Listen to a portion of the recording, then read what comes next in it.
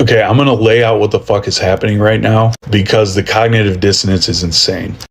Before I start this might be a little bit longer, so hit the 2x. But I grew up in the white evangelical church, finally fucking left, but was a worship leader, was a youth leader at one point, and I can tell you exactly why shit is going down the way it is.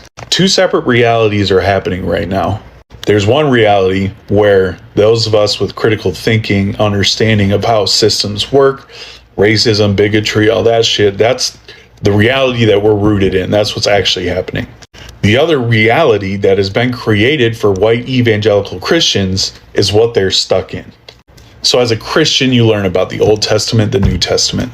In the Old Testament, God was violent as fuck, but it gets normalized in a way to you because it was a justified violence. That, you know, we're taking cities for God.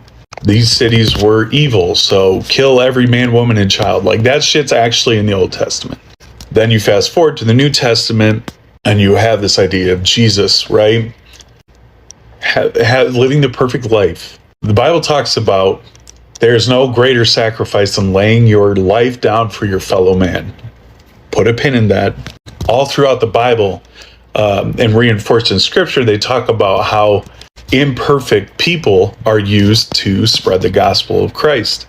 So that's why people like Trump, like Charlie Kirk, their words and actions don't fucking matter to white evangelical Christians as long as it's presented as the bigger picture under the umbrella of white evangelical Christianity, white supremacy, white nationalism.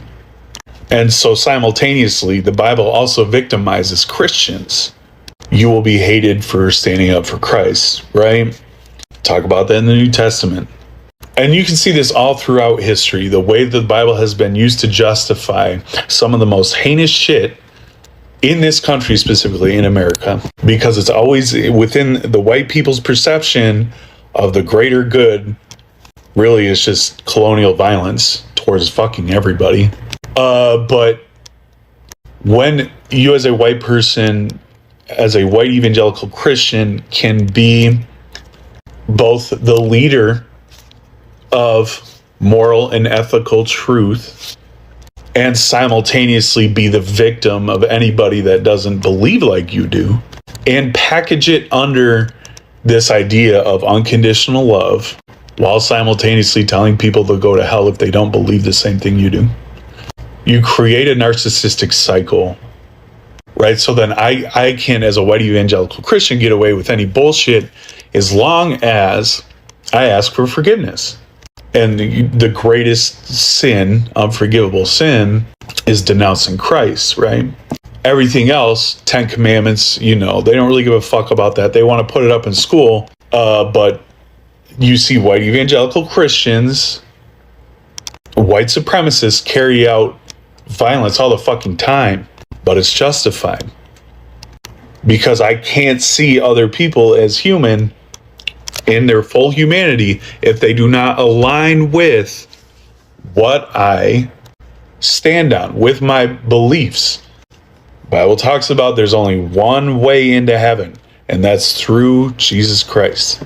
And so when we have people, again, like Donald Trump and Charlie Kirk, if they are preaching this or throwing this shit out there, sticking it to the wall, Christians are going to eat that shit up.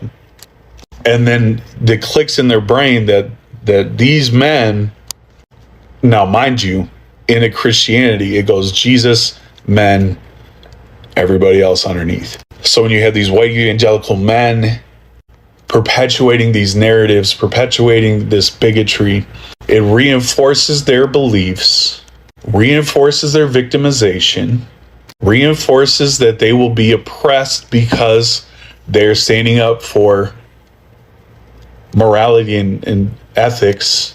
So it feeds into the cycle of white supremacy, right? There's only one right way. Worship the written word, the Bible. Like the list, you can tie it all together in the list of the core tenets of white supremacy. And so they operate in this different reality that they have created for themselves, where they can carry out and speak out any type of violence, support it, repent for it, move on with their lives, while simultaneously be the victim if anyone holds them accountable for the fucked up shit that they do. And if you are trapped inside the cult of white evangelical Christianity, they make it feel like every single thing that is not the same as you is a threat to your existence. So again, going back to the New Testament where it talks about, the greatest sacrifice a man could do is lay his life down for his fellow people. You have now martyred, like Charlie Kirk. Doesn't matter how fucking racist, sexist, homophobic, xenophobic, ageist, the list goes on. If he was still standing for truth or pushing the gospel of Christ, then it's okay to them because God uses imperfect people. And so when the communities that have been actively harmed by the rhetoric and narratives that come out of the far right say, hey, that shit is hurtful to us. This creates violence towards us, and we don't appreciate it. Even if that's all that's said, then all of a sudden, white evangelical Christians look at that and they equate it to hate for the way that they navigate life. That's why they are overreacting, because they will hold humanity only for white people and truly only for white evangelical Christian men. And so when something happens to a godlike figure, they view it as an attack on their entire identity. And when you have an identity that is strictly based in hatred and bigotry, knowing you could lose your life, will literally turn white people fucking feral. And that's what's happening right now. They can't see humanity and all these other, that's why we lay all this shit out with all the other atrocities, Palestine, Congo, Sudan, Black, Indigenous people of color being violently hurt by the government, like dude, it's so long, but it doesn't apply to them. But now the one person that looks like them, that push all their fucking harmful narratives that they could hide behind, is gone. The mask is gone. And when they chose to openly mourn this man, they unintentionally told everybody that they are also fucking white supremacists. And so a lot of white people are fighting themselves in the fucking mirror right now. And they cannot stand to look at ourselves as a collective. Is racism a white culture? This is a bold question that shocked many people, especially those who want to believe racism is just about a few bad individuals. But when we look at history, we see that racism has been embedded into the very structures of Western society, shaping laws, institutions, and cultural norms. Today, we will explore what it means to say racism is white culture and how it connects directly to white supremacy. Let's break it down. Watch and pay attention, and I will share my thought later. So now all of a sudden, for so many people that beg for civil war, that have their community based on the internet, they're going to be cut off from that community anyway. So you have people that are going to drop from not having the medicine they need. You're going to have all your creature comforts gone. And now what are you left with? You're left with the hope. The hope that you might be able to survive a fight against your fellow Americans. Because why? You didn't like their view on transgenders. Or because you didn't like that Cracker Barrel changed its name or changed its signage. You don't like the fact that, I don't know, it's all these different things you don't agree with. Maybe the tax rates are too high. Maybe they're too low. All of that pales in comparison to the discomfort and pure horror of what a civil war would bring. And guess what? At the end of all of it, let's even say your side wins. Well, what are you going to get? Well, the rest of your life is going to be spent trying to rebuild what you had before the civil war you incited came. So something interesting about white culture came out in a discussion I was having with my friends the other day. So the first thing to know is amongst my group of friends, I'm kind of the token white guy. I'm friends with a lot of people of color here in Brooklyn. In reflecting on my experience in the conversation, I just made this point, which is that there is really no such thing as white community. Like growing up in Metro Detroit, there was a black community, there was an Indian community, there was an Asian community, but there was no white community. There were white communities Like there were different groups of white people who predominantly got together in their own communities, like country clubs or churches or something. But there was no sense of like racial community to white people generally. This is really interesting because I had a lot of ethnic friends like Indian and Asian who had their own communities of people who would give each other opportunities and help each other out. And they had to because there were institutional factors that were probably preventing them from being as successful as they normally otherwise would have been. I'm just curious if other white people have noticed this, because I've never felt like I've had a group of people I can go to who will help me solve my problems. It feels like you're all on your own. You want to know why white people hate every single culture? It's for many reasons. It's not just because of one reason. And one of them is most cultures, like the Hispanics, the indigenous people, the Asians, they don't need money to be happy. Where white people need money to be happy all the time. White people don't like other cultures because it shows the shame inside them that they never really created anything in this world other than trauma and drama. Drama. Because every culture, the Asians, the Hispanics, the indigenous people, all have done something to make this world what it is today. Not really whites. I mean, look at the cars we have now in America. White people cars, because they got the blueprint from the indigenous people and they got rid of them. So now we got all the cars now that all look the same now. It's all generic white people shit. Like, it's like I have a Jeep right now. And I could easily get a Kia and it's cheaper and it looks better than the Jeep. Like, they all look the same. That's why I think it's hilarious how people want to get, like, Range Rovers and all this other bullshit just to look cool outside. And it's just like, all the fucking cars look the same. Because white people. It's literally white people written all over it. Let's make all the cars look the same because we got the blueprint now. Anyone's going to buy it now, which is true. Everyone keeps buying these bullshit cars. By the way, the indigenous people made 10 times better, because otherwise we'd be driving box cars with no blinkers on them. The Asian community amped up even more. So it's just like, what have white people ever do?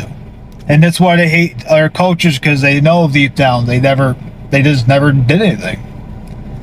The other cultures come over here and they strut and they do better than them. That's why they want to deport them all the time. Because they have that shame of the being useless and worthless. About the Asians, about the indigenous people, about the Hispanics, it'd be looking like the Family Odd Parents if everything looks gray. I mean, it already kind of looks like that. I mean, look at McDonald's now. It's all gray. There's no color to it anymore. Everything's fucking gray. We're living in the Family Odd Parents of the gray. Everything's gray. It's just, everyone's just as the same, looks the same. It's white people culture type shit. It's just generic. So it's a lot of things that why they don't like other cultures, because our cultures don't need wealth to be happy. Most cultures created most of everything in this world. That's why the world's running the way it is today. This is what white people just did. Money, buy, sell. That's it. Nothing unique about white people. And I'm white, and I can admit it. That's why they have no true friendships, the white community. That's why they have the hierarchy. And they always like to stab each other. I mean, every culture does it, but it's mostly the white people, because they created this. They want to be a superior. They think they're alpha or something. Whatever the fucking label they love to give themselves. And a lot of people don't fall for their shit, knowing that they're not all alpha, they're this or that. They're just a human being that thinks money and status is the way to go. So they don't have true friendships. It's always talking shit about each other. Even the females, they're always doing something behind each other's backs. And, I mean, in my opinion, I think mostly the lonely epidemic it's in the white community more than any other culture. That's just my opinion. You mostly see white people talk about it more than anybody else. So just saying, white people don't have culture or community. All those folks who say it's not racist to be proud to be white. Yeah, it is. It's not racist to be proud to be English or Irish or Italian or Eastern European. Those are places. Those are cultures. They're not a skin color. So when you say I'm a proud Irish American, or when you say I'm proud to be from Scotland, that's great. That's not racist. But when you say I'm proud to be white, you're a fucking racist. So if you wish to be proud of your culture, you can absolutely be proud of your culture, but not proud to be white. Now, I will make the caveat that if the culture that you're proud of is the seceded southern United States, the Confederate States of America, yeah, that's racist too. If you're holding on to the most racist ideology in the last 200 years, yeah, you're a racist.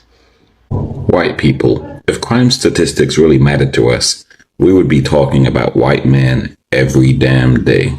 We as white people love to throw around statistics when it comes to the black community. We love to misconstrue data about poverty rates, crime rates, single parent households. Here's the thing, if you really want to talk about problematic behavior in terms of statistics, we need to talk about white men. Most mass shootings in America, white men. School shootings, white men. Intimate partner violence, typically known as domestic violence, white men. Police brutality and systemic violence, white men. Online harassment and extremism, white men. Domestic terrorism, white men. Serial killers, white men. The demographic making up the vast majority of CEOs, judges, senators, and police chiefs who refuse to hold white men responsible, white men. And yet us white men are really talked about as being a problem. Few white people are asking what's wrong with white men, what's wrong with the culture. Few white men are demanding that we be fixed. And why? Because we as white men humanize and individualize white violent offenders. And it's time to flip the script. To shame and blame, because I know white males are incredibly fragile when it comes to that, but instead to name what's really going on and who continues to be protected and not held accountable because of selective storytelling. I hope this helps. Fear of open conflict is a tenet of white supremacy culture. Think of how many times you've been at the dinner table with your family or in a work setting and they've told you not to talk about a certain topic because it's impolite. Most notably when it comes to politics or human rights issues such as race. How many times have you been in a setting where you know that something said or done was wrong, however you did nothing to change the circumstances? White supremacy and the fear of open conflict is so ingrained in our society that we even have a word for it. The bystander effect. When we're in a group, it's easier for us to assume that someone else will step up and do something, so we don't do anything ourselves. This is a problem when everyone assumes that everyone else will act and no one actually does. And I'll tell you right now that the wealthiest people in this country are afraid of the working class. How many of you have personally met a multi-millionaire or a billionaire? They avoid us like the plague. They control our politicians to keep us divided. They inflate the costs of our goods to keep us poor, and they make sure that the education funding goes to the more well-to-do neighborhoods, leaving the American people broke and ignorant. The average reading level of Americans right now is 6th grade, and the federal poverty line for a single person working a full-time job is $7.60. The federal minimum wage is $7.25. That doesn't add up to me. If you are afraid of open conflict, I encourage you to start looking for some. Conflict does not have to be a bad thing. When there is conflict, there is growth. So go out there and break the status quo and learn up. Because it was the white man, when they arrived here in the Americas, that slaughtered over 13 million natives. It was the white man that raped their women and daughters. It was the white man that destroyed their culture. It was the white man that took their language. It was the white man that devastated the beauty of what was here prior. And standing on the words of Archbishop Desmond Tutu, when the missionaries came to Africa, they had the Bible and we had the land. They said, let us pray. We closed our eyes, and when we opened them, we had the Bible and the white man had the land. See, it was the white man that went over to Africa and slaughtered millions, enslaved millions, destroyed their culture, their language, and the beauty that was there prior to us. Because see, I recall it was the white man who enslaved our black brothers and sisters once they took them from Africa here to the Americas. And for over 400 years, it's been the white man that has continued to enslave our black brothers and sisters. In fact, when they were prospering like Black Wall Street, it was the invasion of the white man that destroyed that city. It was the invasion of the white man onto the island of Puerto Rico that devastated the people that lived there. It was the white man that stepped foot into the islands and the nations of Haiti that once again devastated and left it to die. Because the reality is this: everywhere the white man has invaded, everywhere the white man has placed his foot, he has left it destroyed. Hey, white men, what culture do you identify as? Do you even care? That's the problem. White people have turned our politics into identity politics because white men do not want to identify themselves as a culture. They don't. Why would they? Because then they would be scrutinized and subjected to all of the different minority stuff that's happening around the country with culture. White male culture is prevalent and it is dominant in our society, and all of these people are ignoring it. They think that their identity is the norm. They think their identity is the standard. They think their identity is American. It's not. It's just white male culture. It's in a box. We put them in the box. They put themselves in that box, but we keep them in that box and we remind them of who they are. Just a bunch of white men. That's it. I definitely benefit from slavery, right? I live in an American empire. I benefit from what we did in Afghanistan, what we do in Somalia currently, not through my direct action, just from where I was born. Yeah. But there are those people with names and addresses that own Chase Bank, they own JP Morgan, that their grandfather himself, you know, took the money from the cotton. Their grandfathers themselves own the ships. So, I mean, is there in your mind a difference between, I'm not going to say Sam because he's native, a fella like me or Jimmy, and then a fella like a Chase Bank owner? Or are we the same type of person to you? Yeah, well, all white people are the devil to us in the sense of, devil just mean deceiver. Right? Yeah, Satan the opposer. I'm going to tell you why, a lot of times why white people have no empathy for us, because the white man's such a devil, he's oppressing you too. I would agree with that. So when I say the white man's a devil, you like, oh, what about me? Oh. Because you're getting oppressed too. Well, he's going to have his judgment too. But his sacrifice is the reason why you get to live your life and not have to worry about, crack in your neighborhoods, or makes you don't worry about growing up with a single mother. Now it happens, but not to a level it happens to us. Right. So all we want to happen is, well, we want our people to live like that. That's all. We just want to try, get a crack at it, just see how good we are at it. Ooh, I see a lot of people mad today. Very mad. Look, only white people can be racist. And you cannot be racist to white people. It's impossible. I am white. Be racist to me. Show me how it's done. Show me how you're racist to all the other white people. You can't do it because it's impossible. You have a nice day. What caused me, a former card-carrying racist, to change my perspective and see the world like I do now? I knew this question was coming. It's been asked me a lot of times, and I didn't know how I wanted to verbalize it. I dated a girl with biracial kids years ago that I adored and loved. You spend 23-1 with a person of color in a prison cell. You get to know them really well. You have to get along. You ask questions, you listen, you learn. Man, I'd love to tell you it's all these experiences, but being transparent, truth be told, I didn't have the strength and courage to do this on my own. I lacked that to have enough to fight this disease is the best way to say it. So I give absolute credit to God because he set me on this path. I realize I'm called to serve, and other people by that I mean, and he pulled back the curtain. And I've always been the type of man, once I know something or I see something, I can't unsee it or unknow it. Now I'm out of state willfully ignorant to some things because I know how the man I am. Once I know it, it's going to change me. So I might have purposely ignored things. I'll admit that. But once I really delved into this, and it basically got down to me, I solved problems by looking at it and then immediately stepping 180 degrees into the other side of the equation and looking at it. So I asked myself two easy questions. And have you never met anybody who can answer them?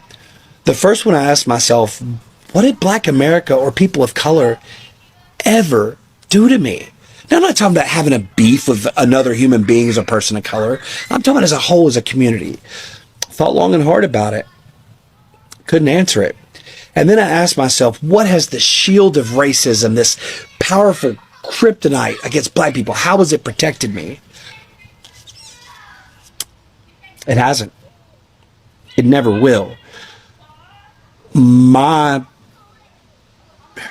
racism is a disease of the heart and mind. And one of the hardest parts about this journey is you're going to have a identity crisis or crisis of character because you have to admit that your character is flawed, it's corrupt, part of it, and that you're wrong, and you've been taught wrong, and you've believed wrong, and you were just fundamentally wrong. And that is hard for a lot of people's egos. But I'm going to tell you, when you come on the other side of this and you get past this and you learn to forgive yourself for thinking this way about people you don't even know, because you're going to have to do that. But once you do, the world is so beautiful. The colors are brighter. The sound is more melodious. Things taste better. You have a different perspective. It's healthier. It's hard. It's something I will fight subconscious bias for the rest of my life. But it's a fight I'm now prepared for. Hope that answers your question. Have a great evening. Let's talk about the Parsley massacre of Haitians and Black Dominicans in the Dominican Republic. In 1937, Rafael Trujillo, the U.S.-backed dictator of the Dominican Republic, ordered the murder of thousands of Haitians and Black Dominicans living near the border between the two countries. His objective was to cleanse the Dominican Republic of Haitian influence, as well as tighten his grip on the border for land, labor, and power. Over the course of only 5 days, Dominican soldiers used machetes, rifles, and knives to kill an estimated 15 to 20,000 people. Entire families, no trials, juries, or charges, just execution squads carrying out a genocide. And in order to identify the correct people they were supposed to kill, the soldiers held up a sprig of parsley and asked the people to identify it. Whoever said the Spanish word for parsley with a Haitian Creole accent was marked for death. Hence the Parsley massacre. But this was not about language, it was about race. Hence why many dark-skinned Dominicans were also killed. So where did the US stand on this, since we trained, armed, and supported Trujillo for years because he was anti-communist and kept the country open to US sugar companies? After the massacre, we didn't condemn or punish him, but we did let him pay a token $525,000 in reparations to Haiti, representing stability for investors. Trujillo not only slaughtered Haitians in this horrific event, but he ran a brutal police state for over 30 years while we had his back the entire time, until he came to own so much land himself that he began pushing US companies out of the economy, so then the CIA helped kill him. When people say things like, why can't immigrants just fix their own countries? Maybe we should ask why our country keeps funding, arming, and training people who create hell on earth in their countries. When Dominicans and Haitians show up on our shores, they aren't looking for handouts. They're looking to live their lives in peace and escape conditions that we enabled. We're confronted with your racial identity in America. If you're what? Any other race, you're and I recognize that, you know, and I see that around me. And more important even for white people to try to combat that sort of that kind of problem in America, you know. It's like in many ways I get flack for this, but I think a white problem, you know? It's because it's white blindness and white fragility, all these different things that I'm incredibly interested in as an artist and as a person. You know, it feels important to speak on that, you know, as a white person, and I don't think enough people do. I don't know. I'm it's a gift and a curse of being an empathetic, you know, in my mind, or kind of a normal fucking person, right? To care about other people. Yeah. But in a real way, not in a, you know, fake diverse, you know. You guys know I'm pretty good at staying calm. As a person born into nearly every class of privilege, it's easy for me to stay emotionally detached from most issues. But I found an issue that broke me. Almost speechless. Not because I don't know what to say, but because almost everything I need to say will get me shut down. That topic is all the rage on MAGA talk. They call it black fatigue. Good news is I found a way to say what needs to be said without getting shut down. Because this is not a topic we get to sit out on privilege. Burn this image into your head, because this is our country's history. 250 years where they were victims of crimes against humanity, followed by an 89-year period where they were technically classified as humans, so long as they didn't try to be a human in the same room as the ruling class. That was followed by this little green period. That's the period where Republicans blamed them for the consequences of the red and yellow periods, while at the same time celebrating building a post-racial society. And now that this is being pointed out, MAGA people have fatigue? Fatigue in their homes that live outside of the red line district? Fatigue as they go to the bank to deposit their inheritance checks? Fatigue as they get hired for director of sales at their family's century-old business right out of high school. The fact is, when it comes to quality of life, every single metric measuring health, wealth, and happiness proves that the world we've built creates cruel and intentional barriers for Black Americans. Barriers built into every system we have, from health to education to employment to justice. And until those systems are dismantled and rebuilt fairly, we don't get to be fatigued by the work. You'll never believe what I heard the other day. Heard a white man on this app talking about the fact that as a white man in the United States of America, that he was no longer free to say the things that need to be said. Seriously? Look, as a white man growing up in the United States, I have never, ever been treated as a suspect. I have never walked into a retail space and had people follow me around because they were nervous that I might steal something. Everyone has always been willing to help me or to direct me to the right person to get help without assuming that my motivations were somehow nefarious. And never ever have I been pulled over by law enforcement and feared that that routine traffic stop would end in my death. These are things that Black people and brown people and people of color and people who belong to marginalized groups in our society report experiencing on a daily basis. When white people in our society get upset when those that are part of historically marginalized groups begin to assert their rights to existence, acceptance, and equality, that should tell you everything you need to know about white privilege and white power in the United States. All right, y'all, say it with me now. The problem is white men. The problem in this country is white men. He was a white supremacist. He died tragically and was still a terrible person, and flags should not be flown at half-mast. This isn't just a case of white-on-white crime. It's white gangs versus other white gangs. White supremacy, and specifically white cis males, are the biggest threat to our country, and sadly it's always been like that. I say all of this as a white cis male, as a parent of 2 white sons, as a national board certified history teacher. I am so sick of seeing posts like this. Stop with this nonsense. This is exactly what causes a divide and hatred in our country. The simple fact that you would go on the internet and spew this racist crap about straight cis white males being the biggest threat to our democracy today is not only disgusting, but highly irresponsible from somebody who claims to be in the field of education. I wouldn't want my children anywhere near you, and I feel a bit sorry for your own children if you're going to raise them in an environment where they're learning to hate themselves simply because of the color of their skin. There is no threat from me to your democracy or your freedoms. I get up on November 5th just like the rest of you. I put my pants on, I go down to our local voting station, I cast my one ballot, I go home, sit down, watch a little TV, maybe I make a bowl of popcorn, and I shut the front door. You should do the same. Stop posting this hateful rhetoric. Have the day you were meant to have. Let's talk about the real criminals. This is your daily reminder that 62% of child predators are white men. Of those white men, 90% claim that they are Christians. So the next time you want to invite a Christian male over to your house, you might want to keep an eye on them. Preach again! Boycott diamonds and gold. Free Sudan. Boycott diamonds and gold. We most definitely cannot forget about the people of Sudan. Culture is not just food, music, or traditions. It is also values, beliefs, and practices that get passed down. So when we say racism is white culture, it does not mean every white individual is racist. It means that racism has historically been normalized and institutionalized in societies dominated by white Europeans. From colonization to slavery, racism was not an accident, it became part of the cultural fabrics. Racism as culture began with colonization. European powers justified conquest by labeling indigenous, African, and Asian people as inferior.